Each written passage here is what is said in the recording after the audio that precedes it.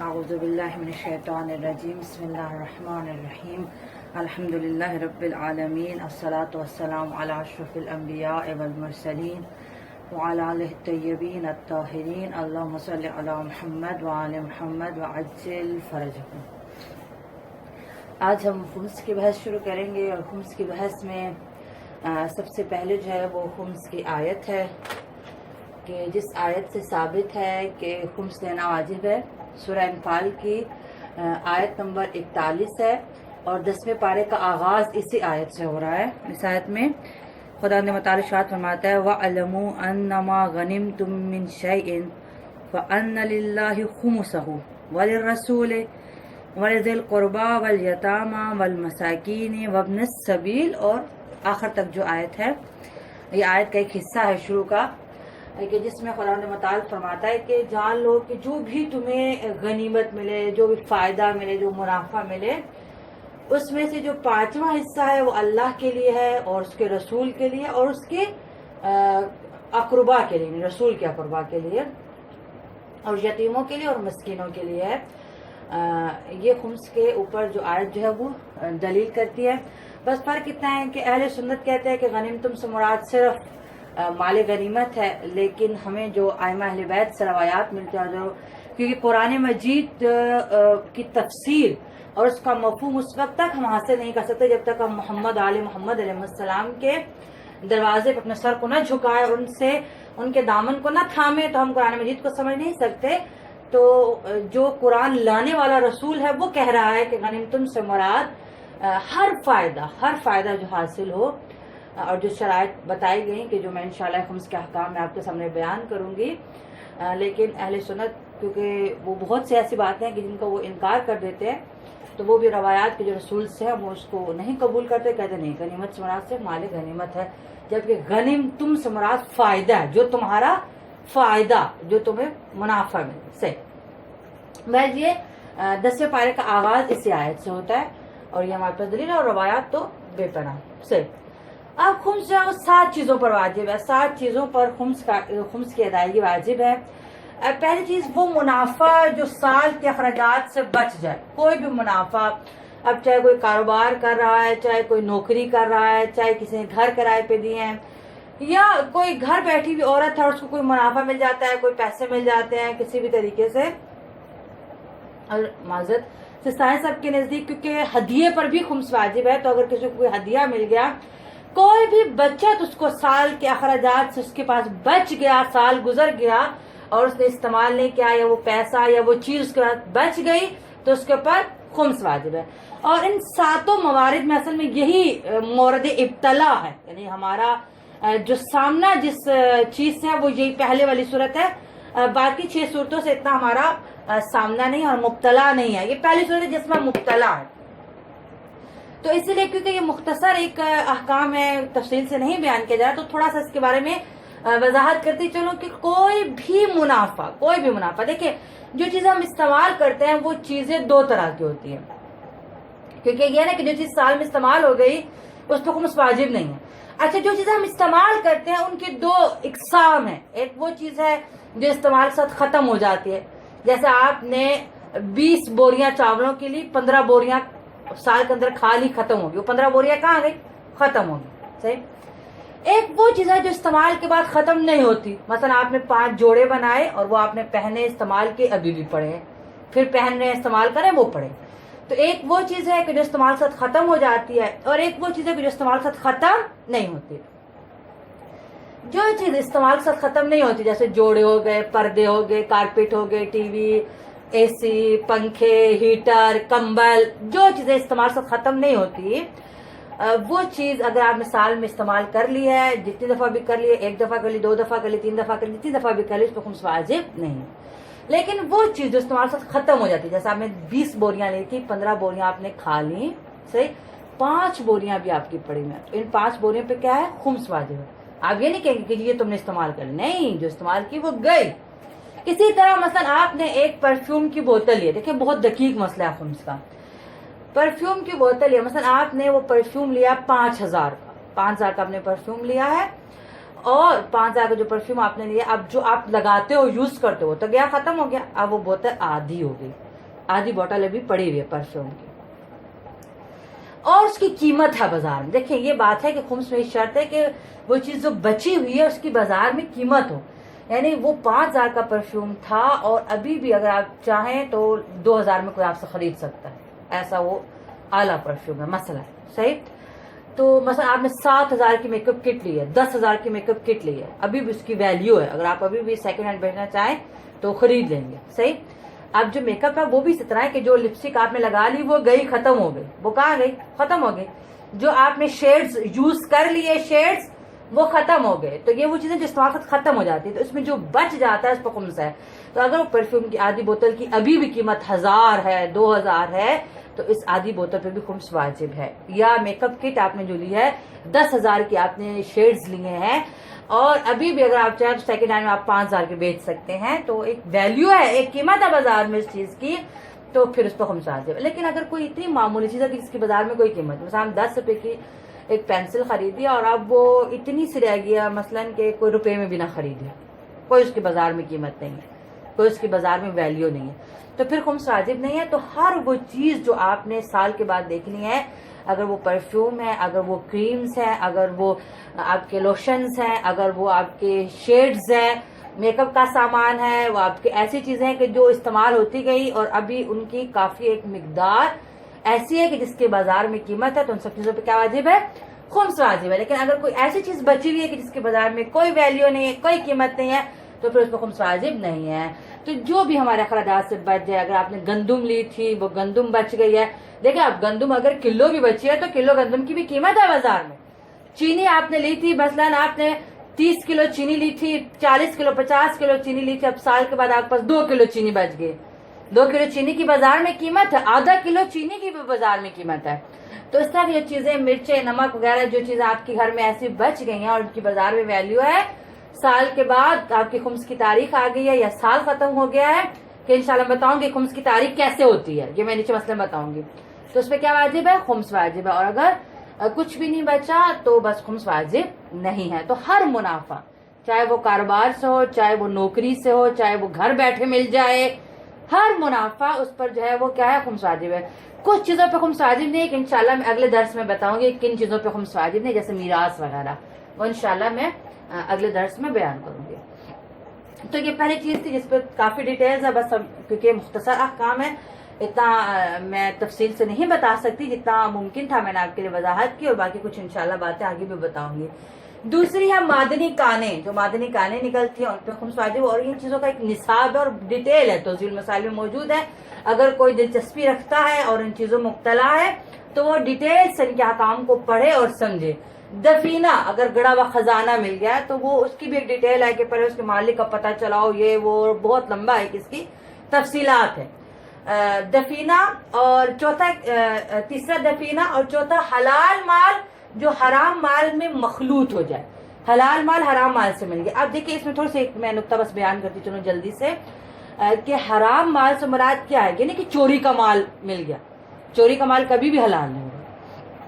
یہ نہیں کہ آپ نے غصب کیا وہ مال جو آپ کے کمائے ہوئے مال میں مل گیا، نہیں. یہ جو نا حلال مال حرام سے مل گیا، یہ مطلب یہ ہے کہ آپ کا پیسہ کسی دوسرے کے پیسے میں مل گیا.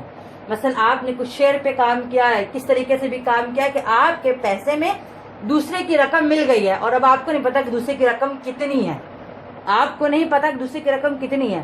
اب دوسرے کی رقم اب آپ کے مال میں ملی ہوئی ہے تو اب آپ کے مال میں اپنے تصرف نہیں کر سکتے، استعمال نہیں کر سکتے. اگر آپ استعمال کرو گے تو ممکن ہے وہی رقم دوسرے کی ہو، تو دوسرے کے مال کو استعمال کرنا حرام ہے.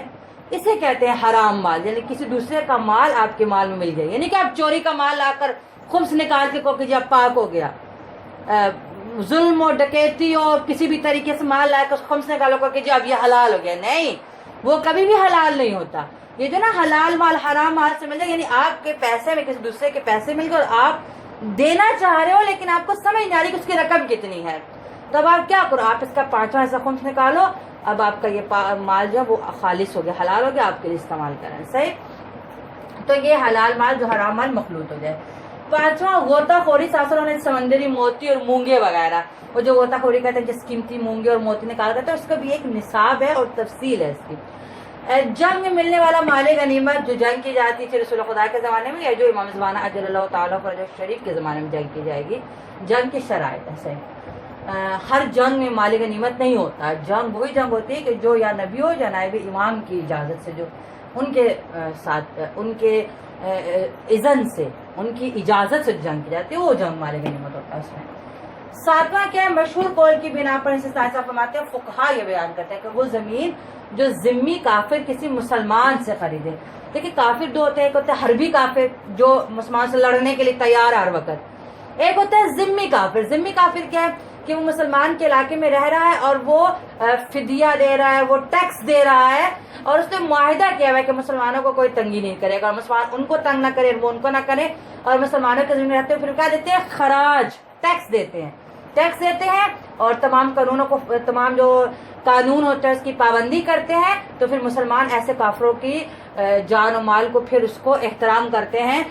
وہ حربی کافر کی طرح، حربی کافر وہ ہے کہ جو کوئی ٹیکس، کوئی معاہدہ، کچھ نہیں، اس کو جب موقع ملے گا مسلمان سے لڑے گا، وہ ہوتا ہے حربی کافر. ذمی کافر ہوتا ہے کہ جو مسلمانوں کی زمین پر رہے اور معاہدہ کر لے کہ میں آپ کے قانون کی پابندی کروں گا اور آپ کو مجھ سے اذیت تکلیف نہیں ہوگی، اسے کہتے ہیں ذمی کافر، اور وہ ٹیکس بھی دیتا ہے. تو یہ ذمہ کافر جب کسی مسلمان سے زمین خریدے گا تو یہ خمس نکالے گا. ذرا اس کو خمس کا تو یہ تو ٹیکس کے طور پر اس کو کرے گا، بہر اس کے لیے ضروری ہے کہ وہ اس کا 5واں حصہ نکالے. صحیح. اب ہمارے لیے جو ہے خمس کا مصرف ہے کہ خمس کا مصرف کیا ہے. دیکھیں پہلی بات تو یہ یاد ہے کہ خمس کیا ہے، 5واں حصہ، یعنی جو بھی آپ کو منافع ملا ہے منافع کا 5واں حصہ. خمس کیا ہوتا ہے، منافع کا 5واں حصہ. 5واں حصہ یعنی اگر آپ کو 5واں حصہ، منافع کا 5واں حصہ، اگر آپ کو سال کے بعد مثلا 2 بوریاں آٹے کی بچ گئی ہیں، مثلا 1 بوری چینی کی بچ گئی ہے، کچھ پیسے سارا ملا جلا کر آپ کے پاس سال کے آخر پہ مثلا 20,000 آپ کو بچت ہو گئی ہے. کچھ بوریاں تھیں آٹے کی، کچھ چینی تھی، یا کچھ آپ کے گھر میں پیسے پڑے تھے، یا کوئی 1-2 کمبل تھے جو آپ نے نئے لیے لیکن استعمال نہیں کیے، کوئی بھی ایسی چیز کہ جو گھر میں آپ کی خریدی اور آپ نے استعمال نہیں کی، سال گزر گیا ہے، مثلا آپ نے ٹوٹل جب اس کا حساب کیا تو مثلا بنے 20,000 روپے. تو 20,000 میں خمس کتنا آئے گا، 5واں حصہ. 20,000 کا 5واں حصہ جو ہے وہ کیا بنے گا، خمس بنے گا، جو 20,000 کا 5واں حصہ ہوگا. صحیح. اب جو 20,000 کا 5واں حصہ ہے وہ خمس ہے، 4,000 بنتا ہے، 4 5 20، 4,000 بنتا ہے. 20,000 کا 5واں حصہ کتنا بنتا ہے، 4,000. یہ 4,000 جو ہے نا یہ خمس ہے، 20 میں سے 4,000 نکالنا ہے، پھر 5واں حصہ جو ہے اس کا وہ آپ نے نکالنا ہے. صحیح. اب یہ جو 5واں حصہ اس کو بھی آپ نے 2 حصوں میں تقسیم کیا. 4,000 کو 2,000 آپ نے الگ کرنے ہیں، اس 4 میں سے 2 الگ کرنے ہیں اور 2 الگ کرنے ہیں. ٹھیک ہے، 2 حصوں میں تقسیم کرنا ہے. خمس کو 2 حصوں میں تقسیم کرنا ہے. ایک کہلاتا ہے سہم سادات یعنی سادات کا حصہ، اور دوسرا کہلاتا ہے سہم امام یعنی امام کا حصہ. پہلے آپ نے منافع کا 5واں حصہ نکالنا ہے. اگر منافع 20,000 ہے تو آپ نے 5واں حصہ مثلا 4,000 نکالا، پھر اس 4,000 کو 2 حصوں میں تقسیم کرنا ہے. ایک سادات کا حصہ ہے اور ایک امام کا حصہ ہے. تو 4,000 کو 2 حصوں میں تقسیم کیا، 2,000 اور 2,000. 1-2 جو وہ سہم امام ہے اور 1-2 جو سہم سادات ہے. صحیح. تو ضروری ہے کہ خمس 2 حصوں میں تقسیم کریں، یعنی منافع کا 5واں حصہ خمس نکالیں گے، پھر اس کو 2 حصوں میں تقسیم کریں گے. ایک حصہ سادات کا حق ہے. اب وہ کس کو لینا ہے، قارئین یہ توجہ کریں. ایک حصہ سادات کا حق ہے جو ضروری ہے کہ فقیر سید یا یتیم سید یا جو سید سفر میں ناچار ہو گیا اسے دیا جائے. دیکھیں اس میں تھوڑی توجہ کرنی، تھوڑی دقت کرنی ہے. جس سید کو دینا ہے وہ اس کا فقیر ہونا ضروری ہے. فقیر کا مطلب کیا ہے، نہیں کہ وہ مانگتا ہو، بھیک مانگ رہا ہو، نہیں.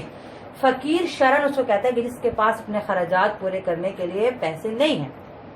بے شک وہ سفید پوش ہے، وہ کسی کو نہیں کہتا، وہ کسی کے آگے ہاتھ نہیں پھیلاتا، لیکن آپ جانتے ہیں کہ اس کے خراجات پورے نہیں ہو رہے. مثلا اس کے مہینے کا اخراجات اگر 15,000 ہے تو مشکل سے 10,000 کما سکتا ہے، 12,000 کما سکتا ہے، اس کے اخراجات پورے نہیں ہوتے. اسے کہتے ہیں فقیر، کہ جو اپنے گھر والوں کے اخراجات کو پورا نہ کر پائے اسے کہتے ہیں فقیر. صحیح. فقیر وہ نہیں ہوتا جو سڑکوں میں بھیک مانگے.